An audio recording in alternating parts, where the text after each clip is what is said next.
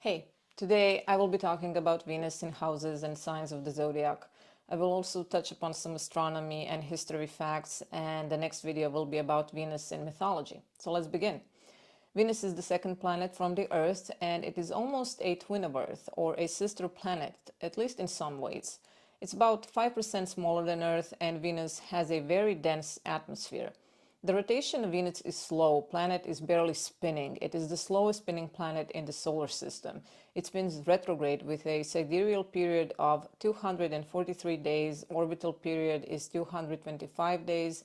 And Venus day or solar day is 117 Earth days. It is never more than 48 degrees away from the Sun.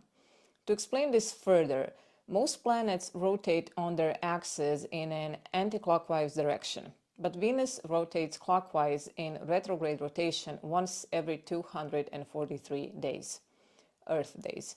Thus, Venusian day or sidereal day lasts longer than a Venusian year. This also means that on Venus the Sun rises in the west and sets in the east.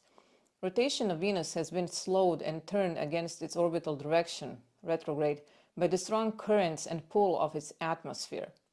All planetary orbits are elliptical, but Venus's orbit is currently closest to circular.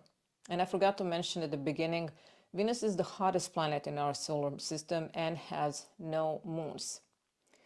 Venus's retrograde motion is no more than 43 days in a year, and some years it is not retrograde at all.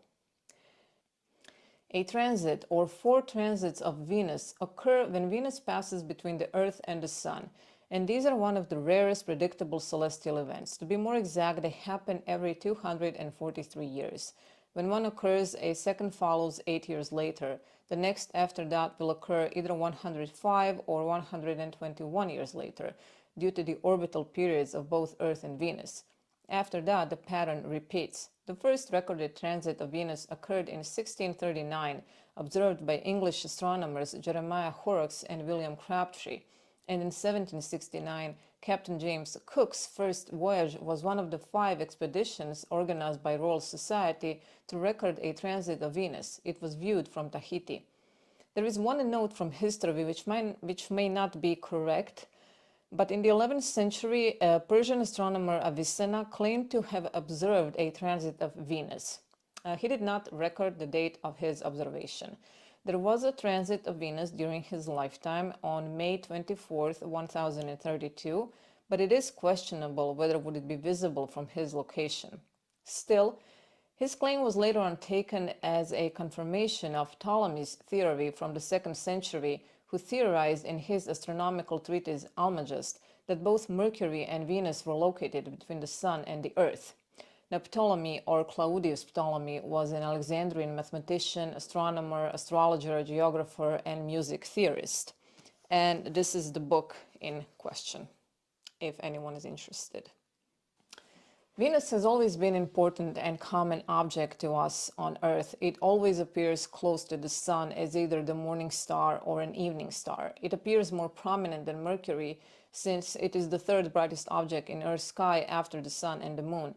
It is known since prehistoric times, and it is visible to the naked eye, though not more than 3 hours before sunrise and 3 hours after sunset. During the Sumerian period, so around 2900s to 2334 BC, Venus was called Nisyana, meaning divine lady or illumination of heaven, and was pictured as a female warrior. Sometimes she replaced the goddess Inanna, known as the goddess of war. Inanna was called Ishtar in Akkadian times, so that was around 2334 to 2218 BC, and it was in charge of warfare and prosperity. Sometime in Babylonian period, Ishtar was used directly for Venus in cuneiform tablets, which were one of the oldest forms of known writing. Since the Babylonian time, the most used name for Venus was Dilbat, meaning the brightest star. The Chinese referred to the morning Venus as the Great White, or the opener of brightness, and the evening Venus as the excellent west one. The Egyptians knew the morning star as Timutiri and the evening star as Waiti, or the star which crosses. They depicted Venus first as Phoenix, calling it the crosser or star with crosses, associating with Osiris. And later on, they depicted it as a two-headed with human or falcon heads and they associated it with Horus. The Maya considered Venus to be the most important celestial body after the sun and the moon, and they called it Chak-ek or No-ek, the great star, and later on they also named it the wasp star. The ancient Greeks initially thought Venus is two separate stars, Phosphorus, the morning star, and Hesperus, the evening star. Now, Romans recognized Venus as a single object, but called the morning aspect of Venus Lucifer, meaning light bringer, and the evening aspect was Vesper. The name Venus is originally from the Roman goddess of love, who was based on the ancient Greek goddess of love, Aphrodite. The symbol of Venus, a circle with a small cross beneath, is of ancient Greek origin and represents more generally femininity, and it can be interpreted as a hand mirror of the goddess. In Western alchemy, the symbol was used to represent the element copper. In astrology, Venus is more personal and material, which means it is more easily influenced. It rules jewels, perfumes, beauty in any form, physical touch, love, desires, relationships to money, overall values. Now let's move on to the Venus in houses and signs of the zodiac. Venus in the first house may make early life happy and spread some joy over a child's life. It can give pleasant and warm character, so these individuals can be liked for their social nature and friendly disposition. It shows love for music and art, gives desire for pleasures. Some think of this position as a lucky position, as it makes one attractive to everyone who one may come in contact with, and in that way it tends to give general success in life.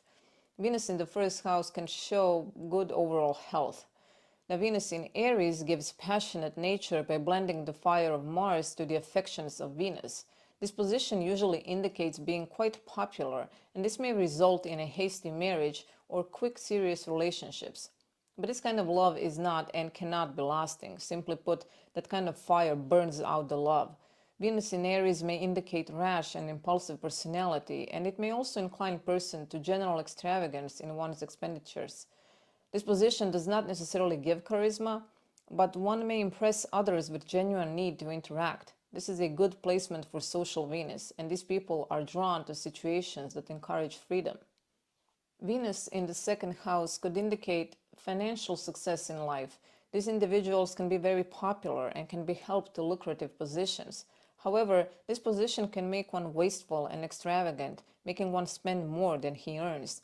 This can lead to abuses which undermine the health. Venus in the second house shows gain by dealing in things ruled by Venus, like jewelry, music, arts, fashion, or clothing. Now, Venus in Taurus is dignified and well placed, and this can be a favorable position for financial affairs, especially from one's own efforts in whatever vocation one may have chosen. This is a friendly and sociable position that has the ability to inspire the same feelings in others. People with Venus in Taurus are usually set in their opinions, correct in speech, they're generous but not extravagant. These people are drawn to situations which promote material worth and physical sensation. Venus in the third house may have a very beneficial effect upon the mind, making one optimistic, cheerful, and inclined to look at everything from the bright side. Anything that has a refining influence, like art, literature, or classical music, is well aspected here. This position can show potential in expressing oneself in an appropriate manner in speech and in writing. It shows enjoyments in journeys, and one can benefit from them. Relationships with siblings, neighbors, and people in one's immediate environment can be easy. Now, Venus in Gemini is blending beauty of Venus with mercurial ability to express, so it may be easy for these people to choose the right words, which may be exactly what others around them want to hear. This position can make poets or musicians, of course, if the rest of the chart offers support. Now, Venus in Gemini has refining influence on the mind. It can make one beloved by siblings and neighbors. It can also show more than one relationship or more marriages. It favors short journeys. These people like to think about things. They're naturally curious and have more of an innocent charm rather than charisma. They're good for giving opinions in a good-natured way. Venus in the fourth house can show happy conditions in the home life, especially in the latter part of life. It can indicate inheritances left to one and also show ownerships of lands or houses, which can bring some financial gain. Now, Venus in Cancer gives a very fruitful imagination, and one may be inclined to religion, as this position almost gives the ability to come in touch with the unseen world. If the Venus here is afflicted, this may become somewhat uncomfortable, as it makes one liable to domination by spirit controls and dangerous to mediumship. These people may attract sensitive and dramatic people. Venus in Cancer is quite perceptive, always observing more than others would suspect. Venus in the fifth house can make one unusually affectionate, and as a result, one can have a number of love affairs, and most of them can run smoothly. Marriage may be fruitful and give loving children. This can be a very good position for teachers and people connected with educational institutions, or people who are engaged in publication of literature like books, magazines, a newspaper. Also, trading in high-risk assets could bring some gain. Now, Venus in Leo can make one tender-hearted. Venus placed in this fixed sign may give unparalleled assertion of the affections and loyalty to the chosen one. This position may give success in entertainment or educational endeavors, and because Venus ray is uniting with solar ray, this may bring favors from those that are above on the social scale. Sometimes Venus in Leo can't find the words to really express what one wants, so it can resort to socialization as ego projection to make up for the words one may feel it does not have. Venus in the sixth house may make one well liked by his co-workers. It can be a good position for health provided one does not abuse it. Constitution can be harmonious but not very strong, so taking care of health can make one remain in good condition for life, but even a small abuse may cause serious health problems. A Venus in Virgo may give one deep sympathy for the people who are sick, so this position can actually give good nurses. This position also favors occupation as a chemist or a dietitian. In working area, relations with other people should be pleasant. Venus in Virgo likes to socialize about things that make sense and about things that don't make sense, and why they don't make sense. These individuals can be very charming in conversation, and they come across as logical. Venus in the seventh house can indicate early marriage, after which prosperity may increase. If one finds convenient entering in a partnership on a business basis, the presence of Venus here can make that relationship harmonious and beneficial. This position can be good for singers or actors or any calling which brings one before the public in a vocal capacity, as Venus almost ensures a kind and sympathetic reception of the audience.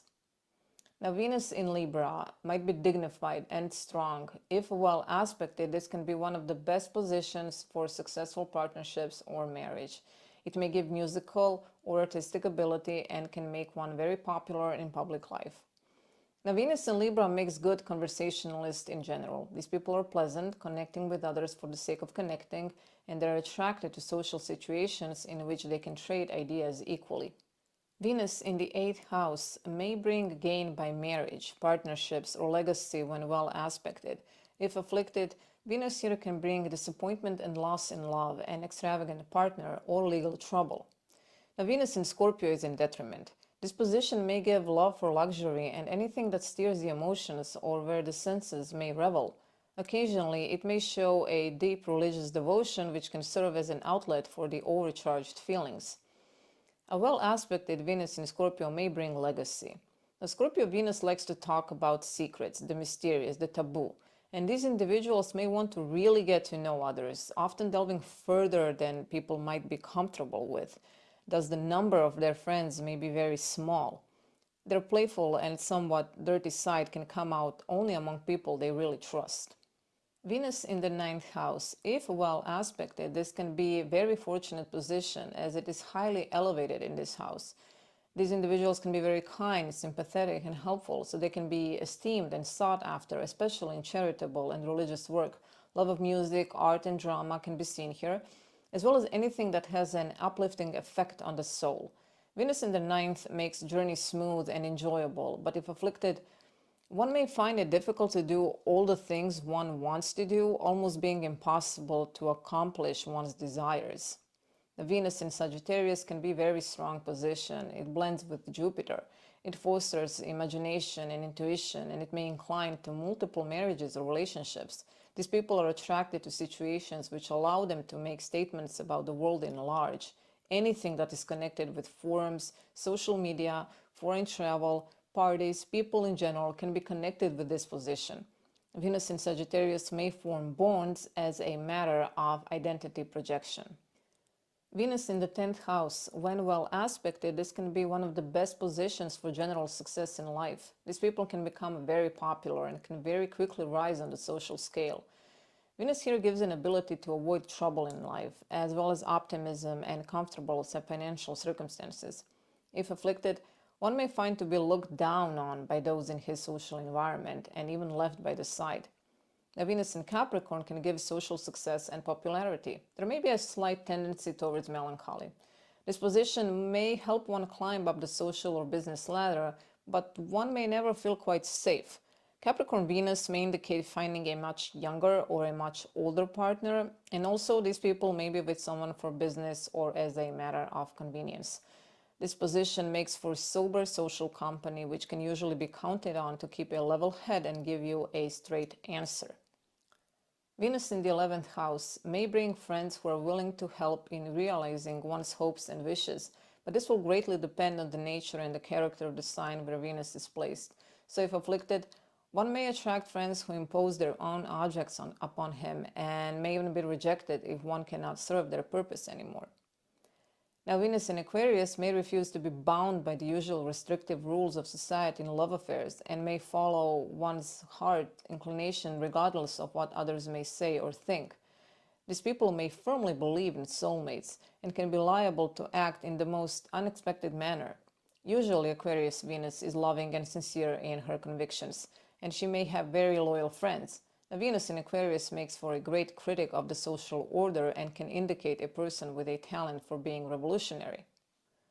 Venus in the 12th house, if well aspected, the person could benefit from anything relating to this house: occupations connected with hospitals, charitable institutions, prisons, working in laboratories, or in any secluded occupation which does not come directly in contact with public. It favors study and practice of the occult and may give or show secret love affairs, which depending on the sign and the aspects can be long-lasting and calm or may cause trouble and scandals. Now, Venus in Pisces is exalted. It may show a natural tendency to help and assist to those who are afflicted by bodily ills or who are suffering in any way or form. They're usually moved by compassion. They love to talk about abstract world or ambient emotions. This position shows love of music, and if chart supports it, it can give considerable ability to express either vocally or instrumentally. On the other hand, this position shows one can be especially liable to financial troubles on the part of other people and can cause some trouble through relationships. In the low form, it may indicate attraction to people lost in illusion, criminals, and deceivers. Venus in Pisces can be described as confusion, but this illusion can be changed to inspiration with a little work. There is one thing I did not touch upon in this video, and that is Venus retrograde in a birth chart, natal chart, and what it could mean or how it could affect us. I was thinking about that, but I decided I will make a video only about retrograde planets at some point, and I will explain it there. Today, I can only say that if you are one of the few born under the Venus retrograde, consider yourself lucky. Seeing more than meets the eye, having high standards, in a way it is almost connected with karma. But more on that in the future videos. And this is it for today. Thank you for being with me. Please subscribe, press a like button, leave a comment if you like, and I will be seeing you in a couple of days. Bye.